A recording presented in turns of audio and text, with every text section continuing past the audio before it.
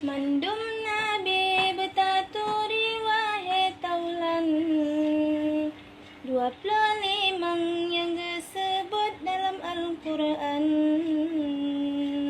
Pertama fon ulun sebut Nabi Adam, yang keintu wahai tungku bandum insan Allah. Yang kedua hai saudara Nabi Idris, lam syiruga dalam mata netop iblis. Le Nabi no mata sepot gepegar kapai, gepeding kenan bala tentra jeneh bekai Allah. Pet Nabi Hud 5 Saleh 6 Ibrahim, yang tan murangan sejahtera perangui halim. 7 Nabi Lut 8 Ishak ngan Ismail, Yahudi mina suruh Rabbi korban nasi Allah.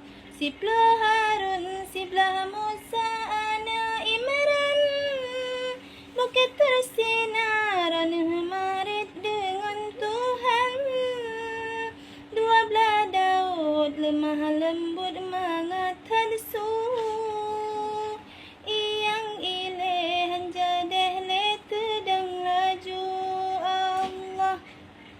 Temakan hebla ulun pegazun kifli, Nabi Sulaiman karunia Tuhan pangkat tinggi. Nabi Ilyas karunia Allahu dewi jino. 16 Yusuf bulun pengutan samlaka Allah.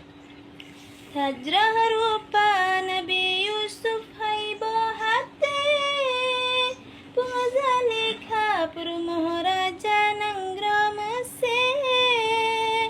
17 Syu'ib umuka trem sepon mata, yang jetungkat kemujizat Nabi Musa Allah.